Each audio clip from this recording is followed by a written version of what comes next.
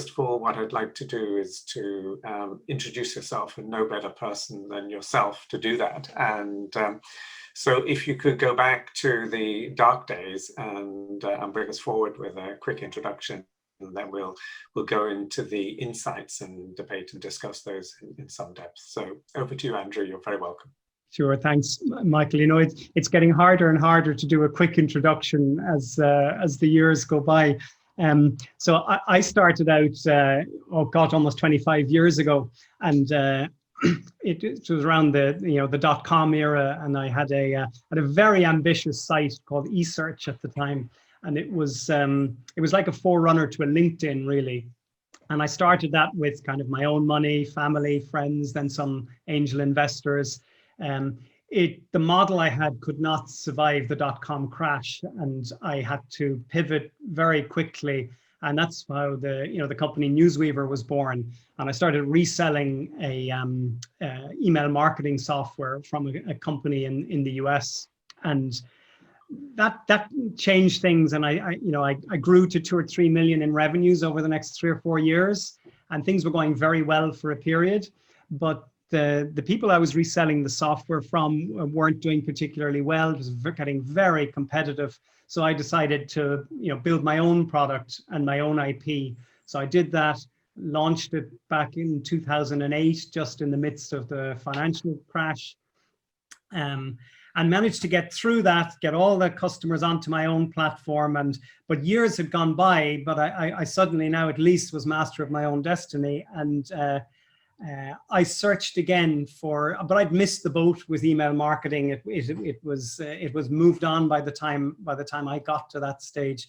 So I searched and searched for something that we could be the best in the world at, and we found the employee comms. I pivoted the company into that. In fact, that stage where just before that was when I was on. I did this entrepreneurial experience for the first time, and that was a super help to me in facing the pivot that I did into Poppulo. So when I did pivot into Poppulo, then got product market fit, was early in a market, and started to really grow. We started growing at 30% a year, and I've done that for 8 years straight. So I've got a business now that has I've got 210 people in Cork. I've got 60 in Boston. We've got 900 of the world's largest companies are our customers, people like McDonald's, Coca-Cola, Nike. We've got Vodafone, Barclays, Rolls-Royce, about 900 of them. And last year we sent 2 billion communications to 25 million employees around the world.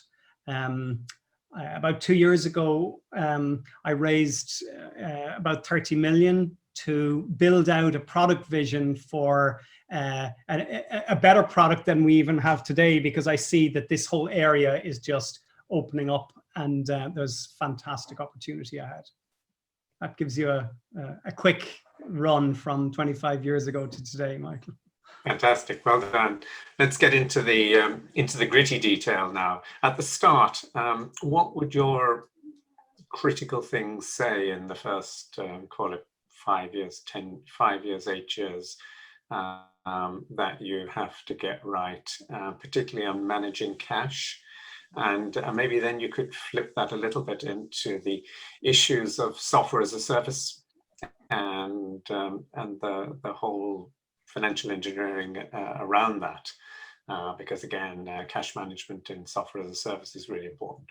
Yeah, well, I think cash in the early days of a business, well, at all stages of a business, is the most important thing. And I think, look, there's 2 different kind of models of startup. There's the Silicon Valley model, where you go out, maybe you've got some credibility, track record, and you raise a bunch of money at the start, and it's just spend that money and speed. And it isn't really about managing your cash, it's how quickly can you spend it. Most of us are not in that approach. Most of us have started up. We've got our own money, family, friends' money, and we've put it in. And and you're trying to get to proof points. You're trying to get your business to the stage where you're going to need to raise more money. And if you haven't proved out that your business has real value in it and you run out of money, it's game over. So how long you have to get the best bang for your buck for your cash at that in those early stages. So for me, you know, how many times I've heard people, they said they go and have a conversation with their accountant or whatever, and hear that, no, you're going to run out of money next month or whatever. Well, listen, I mean, I keep the tally of how much we have and how far it's going to get in the head the whole time. And I'm constantly, you know, was making decisions in those times. You know, do I take on a consultant to tell me about this area because I don't understand it? Or do I use my network and try and talk to people who've done it before and get free advice? You know, you got to make the money go as far as possible while you get to proof points. And by proof points, I mean either it's the first sale, or maybe it's the first renewal of a sale, or it's the first, you know, large company, or the first company you got in the States or in the UK, something that shows that this business has more value. So that's what I'm gunning for, and I have to make that money last as long as possible. And I think the other thing about raising money and getting money and cash flow is, and one of the transformative things for me in the early stages of the business was realizing that, you know, the best place to get cash is from your customers, not raising it. And so, like, there was just even changing our payment terms in the early days from quarterly to annual in advance. And people said, no, they'll never do it, they'll never pay you. But, you know, we tried it and we did it, and they did. And suddenly I had cash flowing, and that absolutely transformed the business and allowed us to you know, accelerate.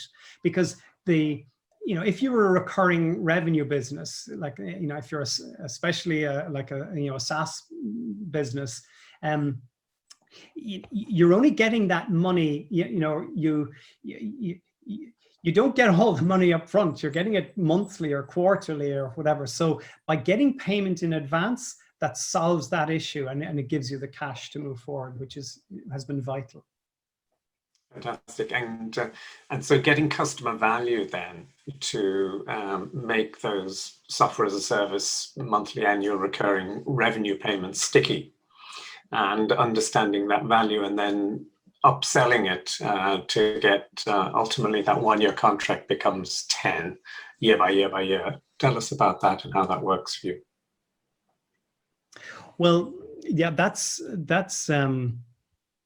getting into then your product market fit. I mean, the key thing is, like, you know, we've got a situation where our lifetime value from our customers is 10 years first year's revenue, which is you know, a super place to be. But, you know, if I give you the old model of, let's say it was going to be $1 million for a product, right? And they were going to buy that from you, and they thought it might last them 10 years, and they were happy with that equation. Well, you know, you get the 10 million, or you get the $1 million. That's great. You give them the product and you're happy, right? But with software as a service or recurring revenue, you even on a year up front, you get 100,000, and you have to get 9 renewals over the next 9 years if you want the $1 million.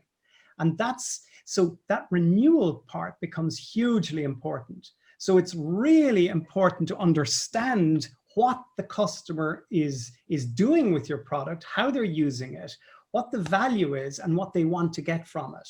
You know, in the early days, I didn't focus on that. And, you know, you just thought I'd made the sale and move on to the next sale. But with software as a service, it's all about your renewal rate. And, you know, today we've got a 94% retention rate, or logo retention rate with our customers, which is super. And that's the basis of the growth, but it means getting very close to customers. So measure it, manage it, engineer it, and keep the numbers very, very close to you. And how do you currently put all that together? Now you're dealing primarily into the US market, and primarily dealing with corporates, and you've got to, how do you structure that process? Oh, well, that's well, you know, it's a matter of, you know, each of the parts of the business are hugely, you know, important, like your customer success, your customer success team are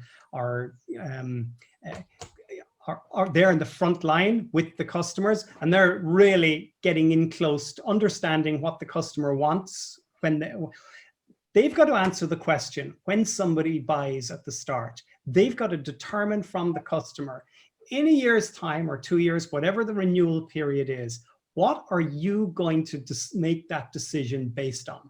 Because it's different for different customers, and they've got to understand that and then get really close to them and ensure that they get what they want from it. And, you know, that getting close to the customer, that's the core of everything. You know, I would even go back to say, you know, our pivot into employee comms, and that's what that came out of was us getting really close to our customers. We were selling email marketing software, and when I mean close, I mean looking exactly what value they're looking for and what they're doing. When we started to do that, I discovered that there was a cohort of customers who were actually using us not for email marketing at all. They were using us for employee communications.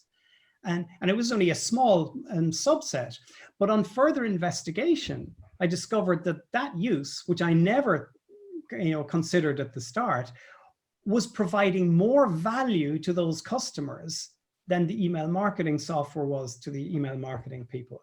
And that realization led us to actually pivoting the whole business into something new by really getting close to understanding what customers were doing with the software.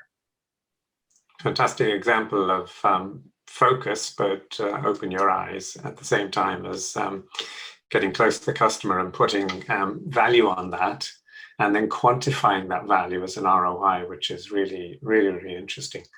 And so you can measure that and you can quantify it. Is that correct, Andrew? Which the value, in other words, put a number on it, internally, obviously.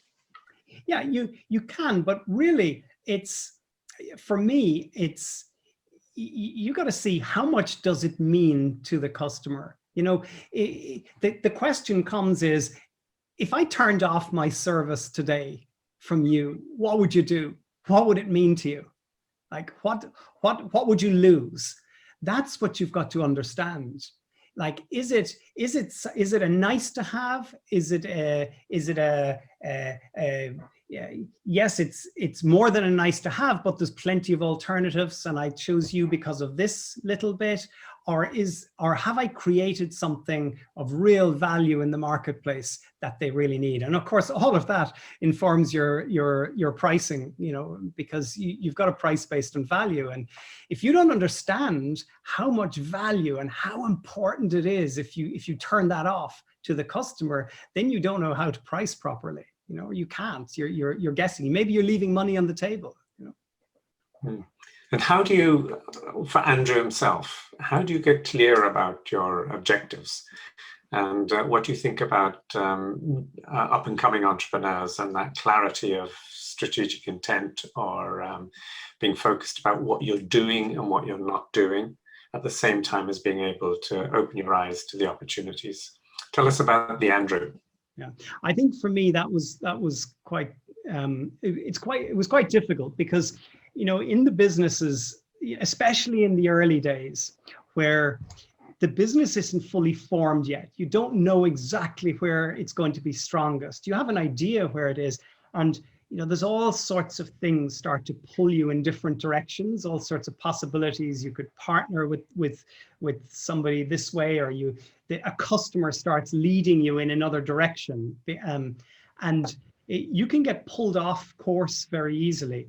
And I have, you know, tried to take the time always to be really clear what I'm in this for, and what I want to achieve.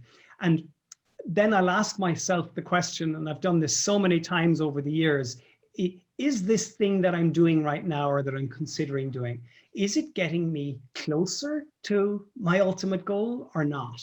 And that's the guide that I have is to know whether I'm doing it or not. And I suppose the big example for that was that pivot into employee comms and the birth of Poppulo, which really was the basis of the growth that we had. What that came out of was, Newsweaver was doing quite well, and it was what I'd call almost like a lifestyle business. We had good customers. We were going along, but we weren't growing much. But it was a kind of a steady place that we were in. But when I asked myself, I realized that's not what I'm in this for. That's not what I've done all the effort to get to here for.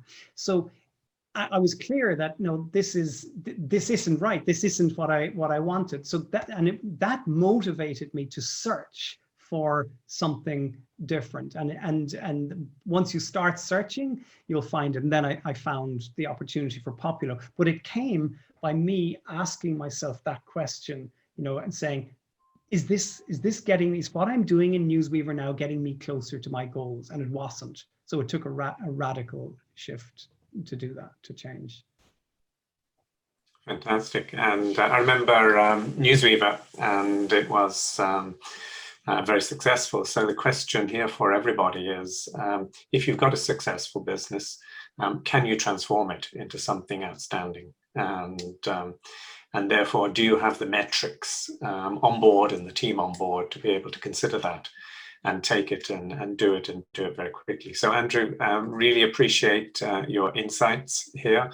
We have several takeaways from this that I think we might capture more tomorrow. One is cash and how you financially engineer that, manage the business to start generating, particularly from customers. It's the sweetest form of cash. Second was customer value, and then being able to measure and quantify it in some way, shape, or form. And your concept of lifetime revenue and lifetime relationship is really important, and that's something we should take away from this. And finally is the you, what do you want to achieve? And that can change and through life, and it may not always be about building a substantial business, and as Olive said, about owning it and controlling it and everything else. Sometimes you've got to let others do it. So really appreciate that, Andrew. It's a fantastic story, and the fact you've got a couple of hundred people plus in Cork is brilliant, and we wish you the very best, and thank you for your time this morning. Thanks, Michael. It's a pleasure, and see you soon.